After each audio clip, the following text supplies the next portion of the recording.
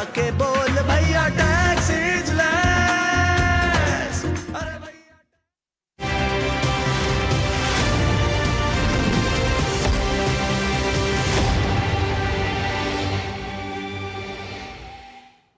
नमस्कार, स्वागत है आप सभी का डीडी न्यूज के इस खास बुलेटिन एक्सप्रेस 100 में, जहां हम आपके लिए लेकर आते हैं राजनीति, मनोरंजन, देश दुनिया, खेल और व्यापार जगत की सभी बड़ी खबरों को एक्सप्रेस यानी कि फटाफट अंदाज में। आपके साथ मैं हूं संध्या शर्मा।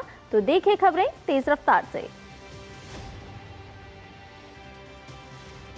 बीजेपी केंद्रीय चुनाव समिति की बैठक आज। बिहार चुनाव में पहले चरण के उम्मीदवारों के नाम पर लगेगी मुहर। भाजपा मुख्यालय में बुलाई गई बैठक में भाजपा के राष्ट्रीय अध्यक्ष जेपी नड्डा और अमित शाह समेत तमाम बड़े नेता मौजूद रहेंगे। भाजपा की बैठक का मुख्य एजेंडा उम्मीदवारों की अंतिम सूची और एनडीए के भीतर सीट बंटवारे का फॉर्मूला तय करना है। आज की बैठक में बिहार चुनाव के साथ साथ कुछ राज्यों में होने जा रहे उपचुनाव के उम्मीदवारों के नाम भी फाइनल हो सकते हैं। इससे पहले कल दिन भर पटना से लेकर दिल्ली तक बैठकों का दौर चलता रहा। रात को बिहार बीजेपी प्रभारी विनोद तावड़े के घर उप मुख्यमंत्री विजय कुमार सिन्हा और सम्राट चौधरी समेत केंद्रीय मंत्री नित्यानंद राय की मौजूदगी में चर्चा हुई। बिहार में एनडीए दलों के जेडीयू, लोक जनशक्ति पार्टी रामविलास, हिंदुस्तान अवाम मोर्चा और राष्ट्रीय लोक जनशक्ति पार्टी के बीच सीट बंटवारे पर बातचीत अंतिम चरण में। माना जा रहा है कि एनडीए गठबंधन बिहार चुनाव को लेकर आज या कल सीट बंटवारे की औपचारिक घोषणा कर सकता है। बिहार में एनडीए के सीट बंटवारे को लेकर उप मुख्यमंत्री सम्राट चौधरी ने दावा किया है कि एनडीए में ज्यादातर मुद्दों पर सहमति बन चुकी है। केंद्रीय मंत्री और हम पार्टी के संस्थापक जीतन राम मांझी भी जेपी नड्डा के दिल्ली आवास पर पहुंचे। मांझी के साथ उनके पुत्र और बिहार सरकार में मंत्री, हम पार्टी के राष्ट्रीय अध्यक्ष संतोष सुमन भी मौजूद रहे। लोजपा रामविलास के राष्ट्रीय अध्यक्ष चिराग पासवान की मौजूदगी में लोजपा संसदीय बोर्ड की बैठक दिल्ली में आयोजित हुई। बैठक के बाद लोजपा रामविलास के राष्ट्रीय प्रवक्ता धीरेन्द्र कुमार मुन्ना ने बताया कि सब कुछ ठीक ठाक है, 1 से 2 दिनों में सीटों का ऐलान कर दिया जाएगा। जनसुराज पार्टी प्रमुख प्रशांत किशोर ने राघोपुर का दौरा कर पूरे सियासी गणित को और रोचक बना दिया है। राजद नेता तेजस्वी यादव और अन्य पार्टी नेताओं ने पटना में पूर्व मुख्यमंत्री राबड़ी देवी के आवास पर बैठक कर सीट बंटवारे पर मंथन किया। महागठबंधन में सीट बंटवारे पर बिहार कांग्रेस अध्यक्ष राजेश राम ने कहा कि महागठबंधन के नेता बहुत जल्द इकट्ठा होकर सीट शेयरिंग पर घोषणा करेंगे। चुनाव आयोग ने कहा बिहार में 30 सितंबर को जारी अंतिम मतदाता सूची पर 11 अक्टूबर की शाम तक एक भी शिकायत अपील दर्ज नहीं हुई है। चुनाव आयोग ने कहा विशेष गहन पुनरीक्षण अभियान के दौरान नाम जोड़ने, हटाने और सुधार का काम पूरी पारदर्शिता और शुद्धता से किया गया। वहीं एसआईआर पर बीजेपी और जेडीयू ने कहा कि शून्य शिकायतें ये साबित करती है कि विपक्ष के आरोप निराधार थे। उत्तर प्रदेश के उप मुख्यमंत्री केशव प्रसाद मौर्य पवित्र बुद्ध अवशेषों को लेकर रूस के कलमिकिया पहुंचे। 18 अक्टूबर तक एलिस्टा में एक प्रदर्शनी आयोजित की जाएगी जिसमें लोग पवित्र अवशेषों के दर्शन कर सकेंगे। एनएसजी ने अशोक चक्र पुरस्कार विजेता मेजर संदीप उन्नीकृष्णन की स्मृति में साइक्लोथॉन का आयोजन किया। 26/11 मुंबई आतंकवादी हमलों के दौरान इनकी मृत्यु हुई थी। जम्मू कश्मीर के भद्रवाह डोडा में भाजपा नेता और राज्यसभा सांसद गुलाम अली खटाना ने 2 दिवसीय अंतर्राष्ट्रीय दंगल का उद्घाटन किया। दिल्ली पुलिस के डीसीपी पश्चिम शरद भास्कर ने कहा पुलिस आयुक्त के निर्देशन में पूरी दिल्ली में सामान्य गश्त अभियान चलाया जा रहा है। हमारा मुख्य फोकस त्योहारों के मौसम में दिल्ली वासियों में सुरक्षा की भावना पैदा करना है। दिल्ली पुलिस रात 12 बजे से सुबह 4 बजे तक सामान्य गश्ती अभियान चला रही है। लगभग 600 पुलिस अधिकारी राष्ट्रीय राजधानी के विभिन्न हिस्सों में सामान्य गश्ती अभियान चला रहे हैं। गश्ती अभियान का मुख्य उद्देश्य यातायात नियमों के उल्लंघन पर अंकुश लगाना है और अपराधियों के खिलाफ सत्यापन अभियान चलाया रही है दिल्ली पुलिस। दिल्ली पुलिस आयुक्त सतीश गोलचा ने राष्ट्रीय राजधानी में पुलिस द्वारा चलाए जा रहे सामान्य गश्त अभियान की समीक्षा की। जेडीयू में दोबारा शामिल होने पर जहानाबाद के पूर्व सांसद अरुण कुमार ने कहा, मैं पार्टी को मजबूत करने के लिए हर संभव प्रयास करूंगा। नीतीश कुमार के नेतृत्व में बिहार का बहुत विकास हुआ है। केंद्रीय गृह मंत्री अमित शाह के बयान पर राज्यसभा सांसद हर्षवर्धन श्रृंगला ने कहा, हर कोई जानता है कि बहुत सारे घुसपैठिए हैं, हमें अपनी सीमाओं को सुरक्षित करना चाहिए। दुर्गापुर गैंगरेप मामले में भाजपा विधायक अग्निमित्रा पॉल ने कहा, मुख्यमंत्री आरोपियों के साथ खड़ी हैं। दुर्गा पूजा पर करोड़ों खर्च किए जाते हैं, जहां टीएमसी नेता प्रार्थना करते हैं, लेकिन महिलाओं को कोई सम्मान नहीं दिया जाता। मध्य प्रदेश के मुख्यमंत्री मोहन यादव और केंद्रीय मंत्री गजेंद्र सिंह शेखावत की उपस्थिति में रंगमंडल, भारत भवन और राष्ट्रीय नाट्य विद्यालय के बीच एमओयू एक्सचेंज हुआ। वित्त मंत्री निर्मला सीतारमण, केंद्रीय राज्य मंत्री एल मुरुगन और तमिलनाडु भाजपा प्रमुख मदुरै से शुरू करेंगे राज्यव्यापी चुनाव रैली। स्वच्छता अभियान के तहत केंद्रीय मंत्री डॉक्टर जितेंद्र सिंह आज भारतीय मौसम विभाग लोधी रोड में स्वच्छता कार्यक्रम में शामिल होंगे। महाराष्ट्र के मुख्यमंत्री देवेंद्र फडणवीस ने कहा, हमारे अध्यक्ष रविंद्र चव्हाण ने हर जिले में चुनाव को लेकर समीक्षा बैठकें तय की है। गठबंधन न होने की दिशा में आलोचना नहीं होनी चाहिए।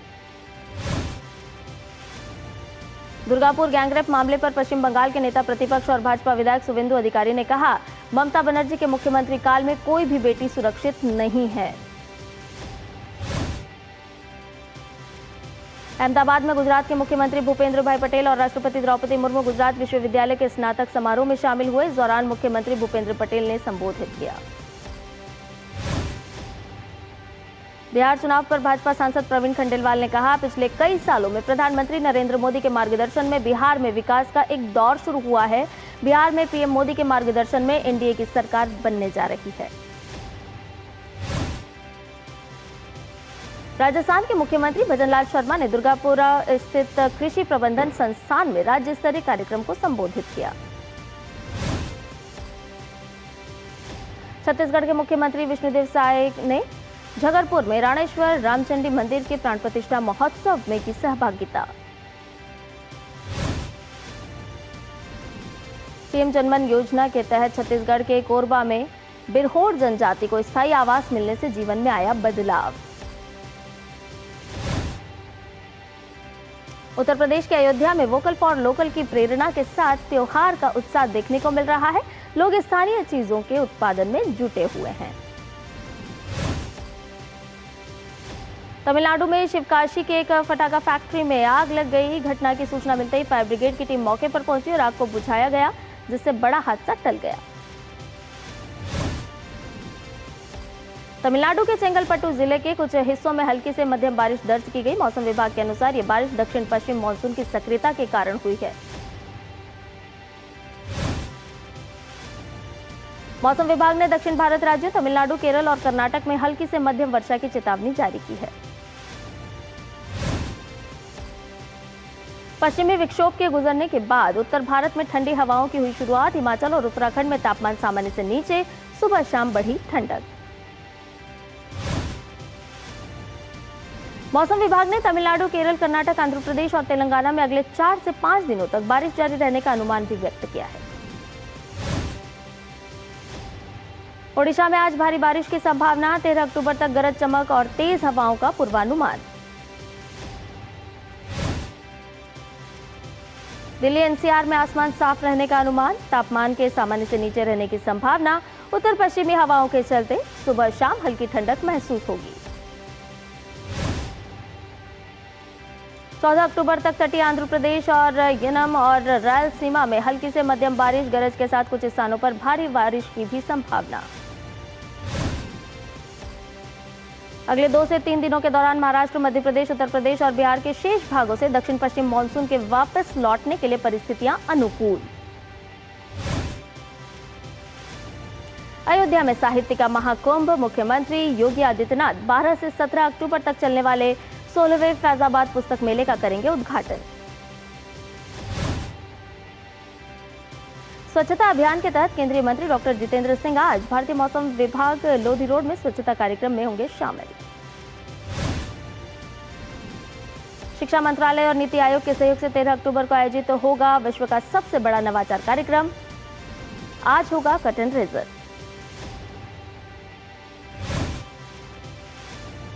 बुलेटिन में फिलहाल रुक रहे एक छोटे से ब्रेक के लिए, जल्द हाजिर होंगे। हिंग देना, वो वाली MDH की सुपर हीट। जिन्होंने यूज किया है वो जानते हैं असली हींग का स्वाद। MDH सुपर हींग, शुद्धता का असली तड़का। असली मसाले सच सच MDH। मेरी पसंद, मेरी पसंद, मेरी पसंद, मेरी पसंद, हमारी पसंद। हम सबकी पसंद। मजबूत देश का मजबूत सरिया हो गया स्टील। अब छोलिया हो या लोबिया, सफेद चने या काले चने, सब कुछ मजेदार बने। और ब्रेक के बाद एक्सप्रेस 100 में आपका एक बार फिर से स्वागत है। आइए बाकी की खबरों को भी जान लेते हैं फटाफट अंदाज में। सेबी के चेयरमैन तुहिन कांत पांडे ने कहा कि प्रवासी भारतीयों के लिए भारतीय बाजारों में निवेश को सुविधाजनक बनाना पूंजी बाजार नियामक का एक प्रमुख लक्ष्य है। सेबी ने निवेशकों को फर्जी ऐप्स से बचाने के लिए एक बड़ा कदम उठाया है। सेबी ने गूगल से अनुरोध किया है कि वो प्ले स्टोर पर रजिस्टर्ड ब्रोकिंग ऐप्स के लिए वेरिफिकेशन टिक मार्क की सुविधा शुरू करे। वाणिज्य एवं उद्योग मंत्री पीयूष गोयल ने अपने कनाडाई समकक्ष मनिंदर सिंधु के साथ दोनों देशों के बीच आर्थिक संबंधों को मजबूत करने के उपायों पर चर्चा की। मंत्री पीयूष गोयल ने एक्स पर पोस्ट कर कहा कि हमने अपने व्यवसायों के लिए पारस्परिक रूप से लाभकारी अवसर खोजने के तरीकों पर विचार विमर्श किया। भारतीय रिजर्व बैंक के पूर्व गवर्नर शक्तिकांत दास ने कहा कि वैश्विक अनिश्चितता और खंडित व्यापार व्यवस्था के बीच भारत मजबूती का प्रदर्शन कर रहा है। शक्तिकांत दास ने कहा कि आत्मनिर्भर भारत के तहत संरचनात्मक सुधारों, घरेलू मांग और विवेकपूर्ण मैक्रो नीतियों के बल पर भारत ने वैश्विक चुनौतियों का सामना किया है और जीडीपी वृद्धि में लगभग 5वें हिस्से का योगदान देने के लिए तैयार है। केंद्रीय रेल मंत्री अश्विनी वैष्णव ने कहा कि नई दिल्ली रेलवे स्टेशन पर यात्री सुविधा केंद्र त्योहारी सीजन के दौरान प्लेटफॉर्म पर अचानक बढ़ने वाली भीड़ को नियंत्रित करने में होगा मददगार। मंत्री अश्विनी वैष्णव ने कहा कि ये क्षेत्र सुविधा प्री टिकटिंग एरिया और पोस्ट टिकटिंग एरिया में विभाजित है, जिससे प्लेटफॉर्म पर अचानक बढ़ने वाली भीड़ को नियंत्रित किया जा सकेगा। भारतीय सराफा बाजार में इस सप्ताह भी तेजी बरकरार रही। चांदी की कीमतों में 15,000 रुपए प्रति किलोग्राम से अधिक बढ़कर 1.6 लाख रुपए प्रति किलोग्राम के उच्च स्तर पर पहुंची। वहीं सोना 2,000 रुपए प्रति 10 ग्राम से अधिक बढ़ा। त्योहारी सीजन के बीच सिल्वर एक्सचेंज ट्रेडेड फंड्स की मांग तेजी से बढ़ी है। रिपोर्ट के अनुसार 2025 की पहली छमाही में वैश्विक स्तर पर चांदी में निवेश प्रवाह रिकॉर्ड ऊंचाई पर पहुंच गया है। लगभग 95 मिलियन औंस की बढ़ोतरी दर्ज की गई है।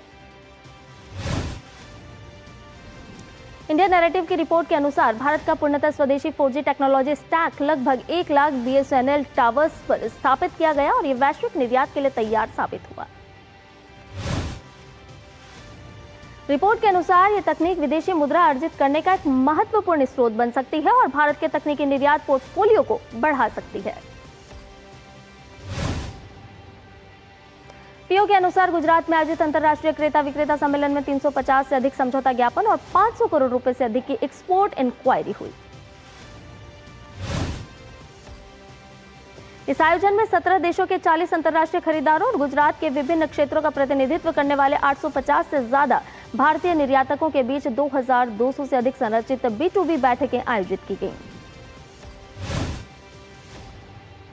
डीमार्ट सुपरमार्केट और हाइपरमार्केट की चेन चलाने वाली कंपनी एवेन्यू सुपरमार्ट्स का जुलाई-सितंबर 2025 की तिमाही में शुद्ध मुनाफा 3.9% बढ़कर 684.85 करोड़ रुपए हो गया। पिछले साल की इसी तिमाही में यह आंकड़ा कम था।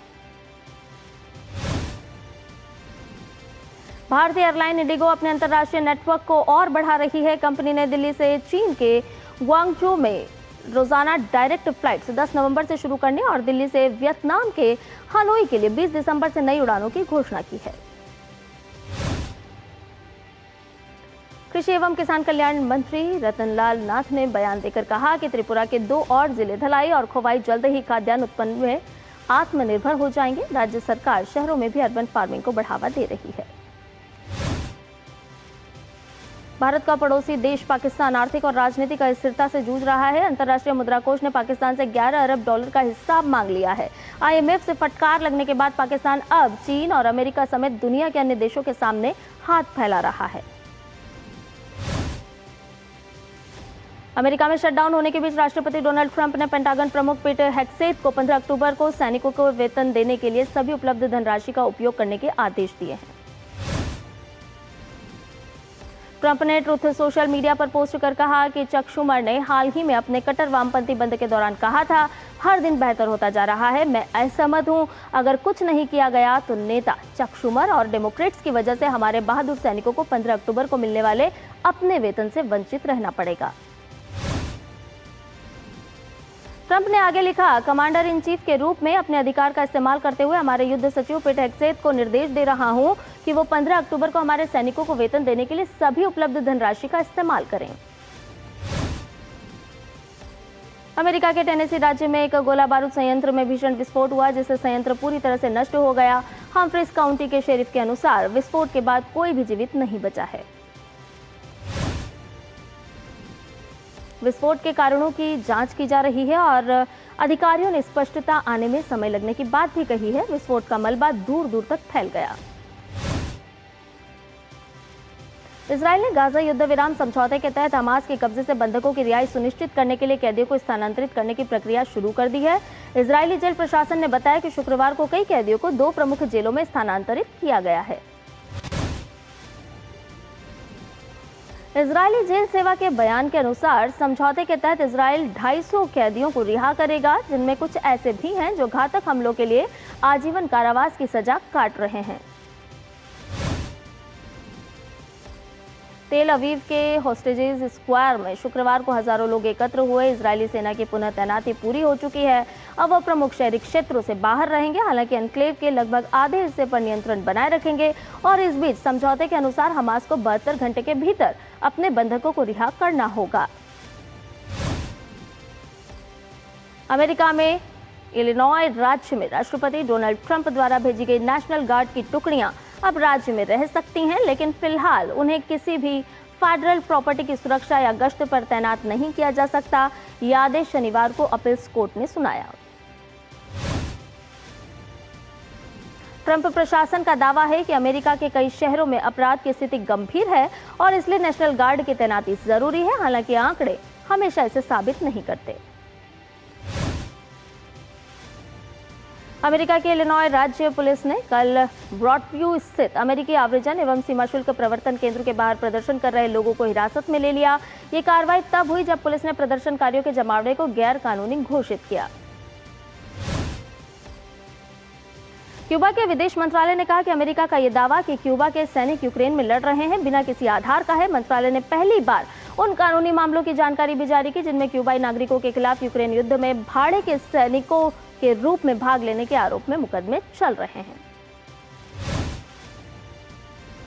विदेश मंत्रालय के बयान के अनुसार 2023 से 2025 के बीच क्यूबा की अदालतों में किराए के सैनिक बनने के आरोप में 40 आरोपियों के खिलाफ 9 आपराधिक मामले दर्ज किए गए। इनमें से 8 मामलों में मुकदमे हुए, जिनमें 5 मामलों में 26 आरोपियों को सजा सुनाई गई। हॉलीवुड की मशहूर और ऑस्कर विनर एक्ट्रेस डायन कीटन का 79 साल की उम्र में निधन हो गया। कीटन का निधन कैलिफोर्निया में हुआ। कीटन को उनकी फिल्मों एनी हॉल, द गॉडफादर और फादर ऑफ द ब्राइड के लिए जाना जाता है। लीबिया की राजधानी त्रिपोली के पश्चिमी तट पर पिछले 2 सप्ताह में कम से कम 61 प्रवासियों के शव बरामद किए गए हैं। स्वास्थ्य मंत्रालय के अधीन आपातकालीन चिकित्सा एवं सहायता केंद्र ने बताया है कि ये शव ट्यूनीशिया की सीमा के पास जुआरा से रास जीर तक के इलाके से बरामद किए गए हैं।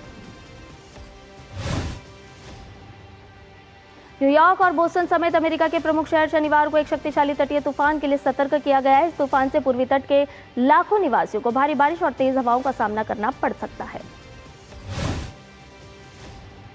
राष्ट्रीय मौसम सेवा के अनुसार नॉर्थ ईस्टर्न नामक ये तूफान कैरोलिना से लेकर दक्षिण न्यू इंग्लैंड तक भारी बारिश और संभावित बाढ़ ला सकता है। मौसम विशेषज्ञों ने चेताया है कि रविवार से सोमवार तक मध्य अटलांटिक और पूर्वोत्तर तटीय क्षेत्रों में हवा की गति 55 मील प्रति घंटे से अधिक हो सकती है। दुनिया की दो सबसे बड़ी अर्थव्यवस्थाओं अमेरिका और चीन के बीच नया टैरिफ युद्ध शुरू हो गया है। अमेरिकी राष्ट्रपति डोनाल्ड ट्रंप ने चीनी आयातों पर 100% अतिरिक्त शुल्क लगाने की घोषणा की है। वहीं चीन ने रेयर अर्थ मिनरल्स और प्रौद्योगिकी पर नए निर्यात नियंत्रक लागू किए हैं।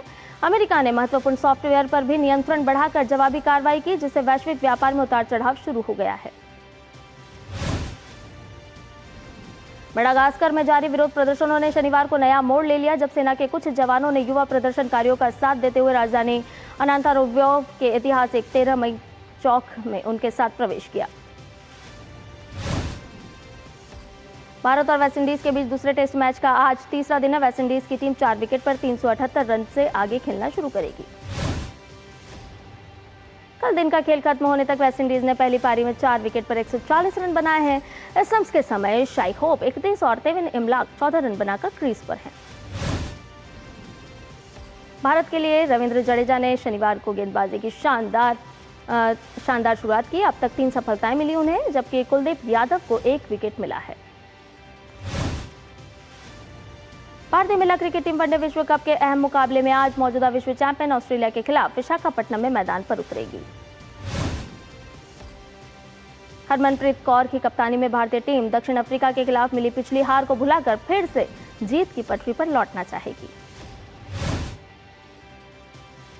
भारतीय महिला क्रिकेट टीम की हरफनमौला खिलाड़ी स्नेहा राणा के मुताबिक टीम की बल्लेबाजी चिंता का विषय नहीं है। उन्होंने कहा कि शीर्ष क्रम के बल्लेबाज जल्द फॉर्म में लौटेंगे। ऑस्ट्रेलिया कप्तान एलिसा हिली के मुताबिक ये विश्व कप बतौर कप्तान उनका आखिरी विश्व कप रह सकता है। उन्होंने एक बार फिर भरोसा जताया कि टीम विश्व कप में अच्छा प्रदर्शन करने में जरूर कामयाब होगी। वेदांता दिल्ली हाफ मैराथन के 20वें संस्करण दिल्ली का जोश नजर आया। दिल्ली के जवाहरलाल नेहरू स्टेडियम में शुरू हुई इस मैराथन में करीब 40,000 से ज्यादा धावक दौड़ के जोशीले अंदाज में दौड़ते नजर आए। दिल्ली हाफ मैराथन में जहां अंतर्राष्ट्रीय स्तर के एथलीट हिस्सा ले रहे हैं, तो वहीं भारत के शीर्ष धावकों के साथ साथ आज जनता का भी उत्साह साफ तौर पर देखने को मिला।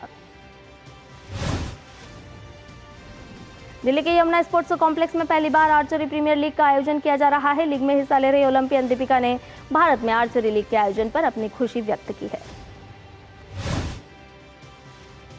आर्चरी प्रीमियर लीग के पहले संस्करण के सफल आयोजन को लेकर भारतीय तीरंदाजी संघ के अध्यक्ष अर्जुन मुंडा ने अपनी खुशी जाहिर की।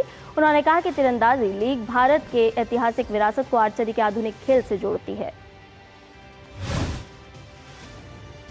भारतीय तीरंदाजी संघ के अध्यक्ष वीरेंद्र सचदेवा का कहना है कि दिल्ली में आयोजित आर्चरी प्रीमियर लीग कई मायनों में ऐतिहासिक है। आर्चरी लीग में दुनिया के सर्वश्रेष्ठ तीरंदाज एक साथ खेल रहे हैं, जो इस मंच को और बड़ा बनाती है।